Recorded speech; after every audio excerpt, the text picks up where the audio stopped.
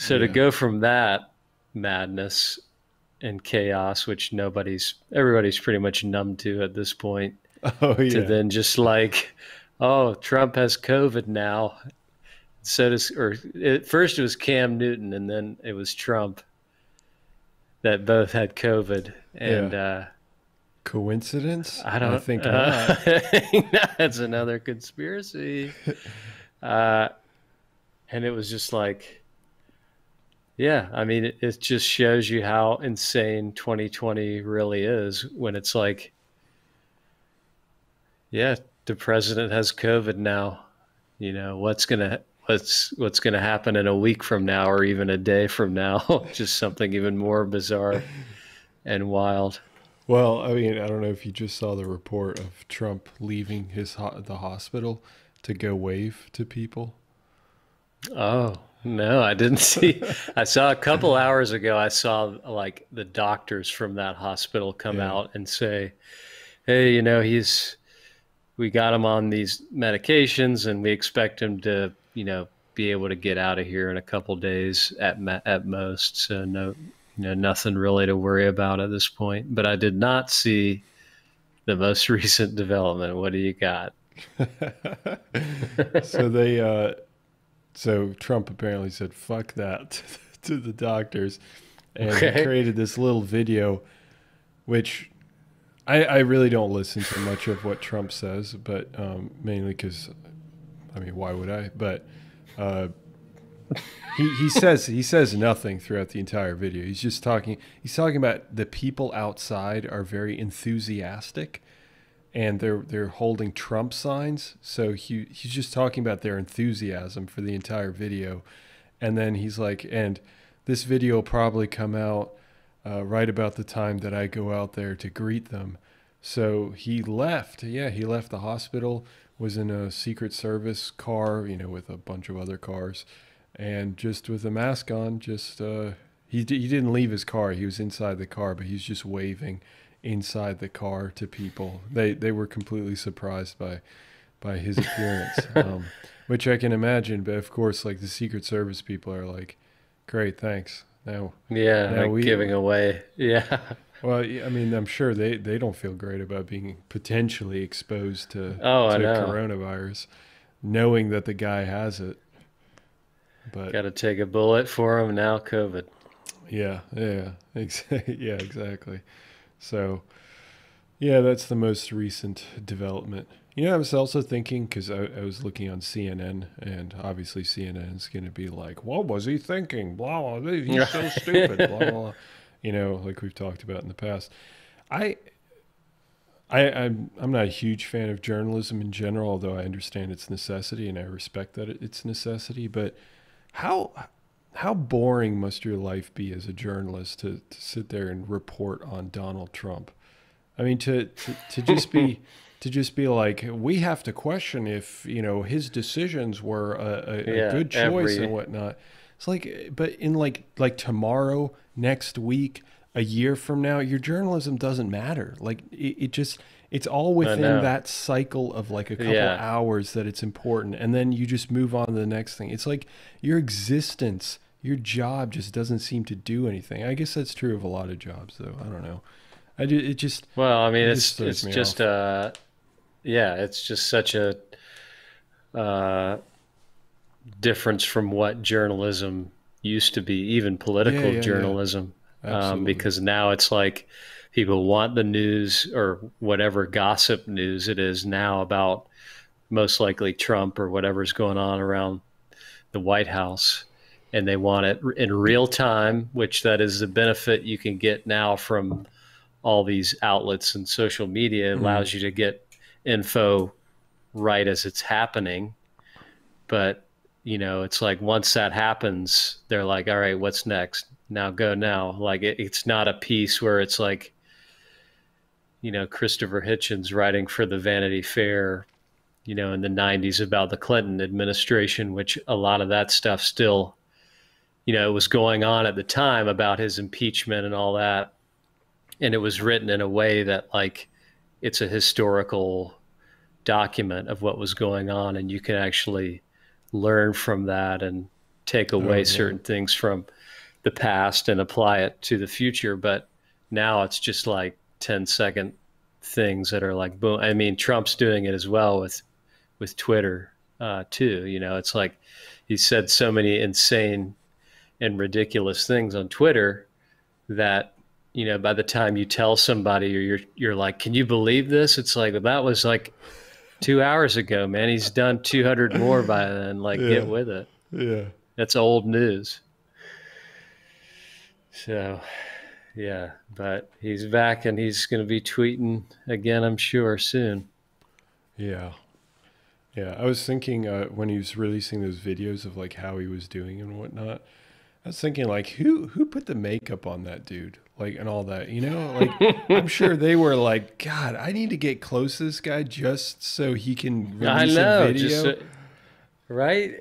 It's like, it's not that important, man. Like, is he, I don't know. I guess he can just, I have no idea what the procedures are as far as quarantining, and then is the next debate even going to happen? I don't know. I don't know what implications are. Isn't it supposed to be like Wednesday or something like that? Or sometime? I don't know. It might.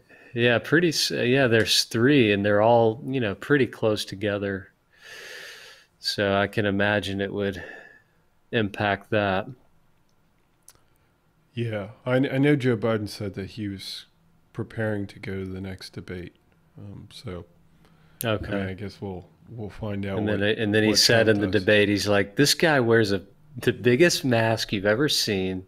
He stands 300 feet away from people, and like the next day, yeah, he's got COVID. Yeah, and he was. I think I don't know the details of this exactly, but Trump was in an interview with Fox News. And he had already tested positive for coronavirus, but he didn't tell anyone until the second test came back positive as well.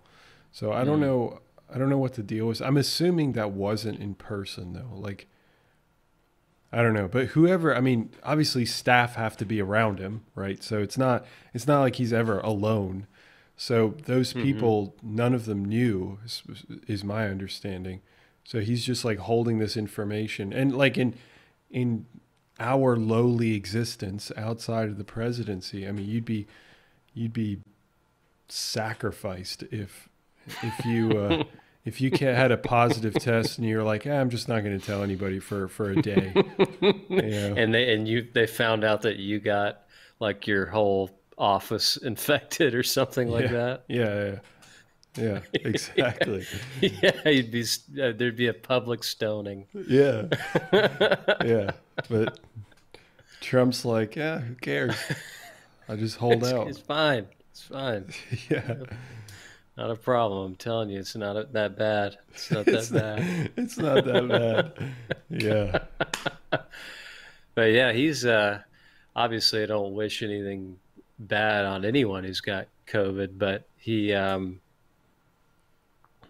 I don't know. He's kind of in that range of, you know, in the older section of where there's been a lot of deaths, and then he's pretty much overweight. So that doesn't help either. So, yeah. I mean, there was, I don't know if there still is, but I guess initially, you know, when you look at all the other conditions that he's got, you know, I think initially people are like, oh my God, he might not make it. Yeah. I know a lot of people that do wish extreme harm on him, like to the point where they're like, I don't actually care if he dies. That's fine. Yeah. It's so like Rocky IV, Ivan Dragoff to Apollo Creed. If he dies, he dies. Yeah. Yeah. Yeah. Or just, and maybe Russia was saying that too. Yeah. Oh yeah. Yeah. That wouldn't surprise me at all. Oh no, just straight face. If he dies, he dies. Yeah, exactly. I'll admit, I mean, it's tough. it's tough to root for someone who actively has hurt so many people. But I suppose, in all honesty, you could probably say that of any president ever, like prime minister, president, leader, anything. Like every decision you make is going to ultimately lead to devastation for one group of people or Certain another. people, yeah. So I don't know. But then it just seems like with Trump, it's so extreme. Like he just goes out of his way to be like, I mean, come on. Like the coronavirus thing is not a political thing. It's turned into one, of course. But was it didn't that have hard? to go there. Yeah, was it that hard to just say like, hey, everyone wear a mask and let's try and get on the same page to deal with this. Instead, hundreds of thousands of people died, and which I'm sure people would have died regardless, but probably not to the degree that they did. And then the idea that he's but it would have been 2 million with Sleepy Joe at the wheel. Oh yeah. I'm sure, because he would have fallen asleep halfway through his speech.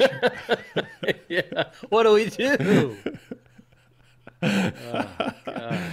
Yeah, but I mean, Trump is in this like suite. I mean, have you heard like what he has access to? Yeah, it's huge. presidential suite. Yeah, he's getting like all these benefits and whatnot. And I mean, people are bringing up good points. Like he's getting all this like health care and whatnot.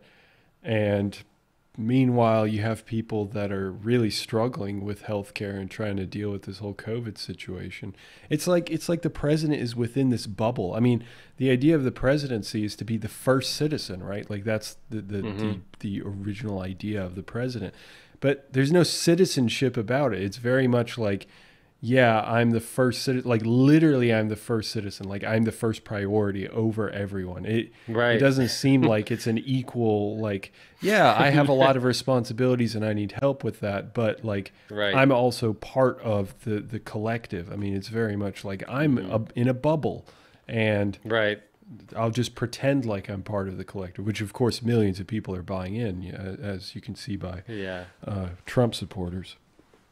Yeah, it's definitely the way that you as a president handle those kind of awkward situations where you're like clearly the number one priority, but instead of just being like, oh, of course I am, or just like embracing that sort of, I don't know, prestige in a pompous way, you could go about it in a little bit of a more humble manner probably, and kind of get a little bit of the flack off of you. But yeah, I mean, with the way health insurance is now, I mean, I definitely understand why people would be pretty upset. But I mean, I have health insurance, and I went to the dermatologist just for a checkup because I'm, fairly white person.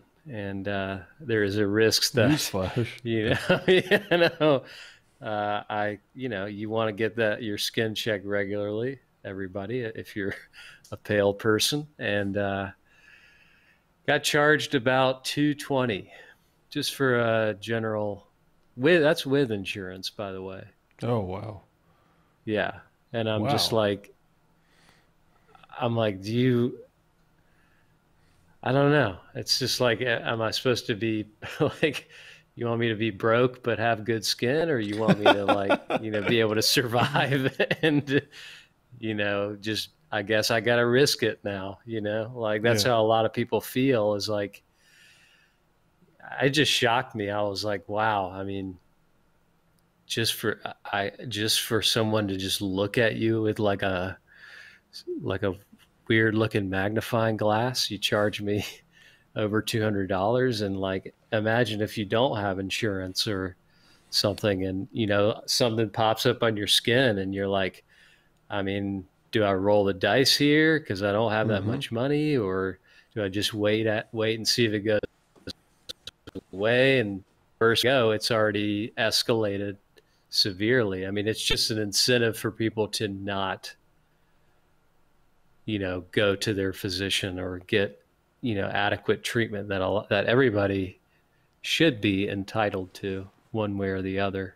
Like a physical, I feel like that at least should be free for everybody, at least once a year. It Mm-hmm. shouldn't just be like, oh, your insurance allows you to have one free physical a year. It should be everybody. And then, like, as you do elective sort of things and different levels of treatment, if you have to go in, I mean, you can assess that with higher fees, but it's just not an incentive for people to go just to get blood work or do a general checkup, which is pretty important. Yeah. Yeah, I agree. And yet we have this situation.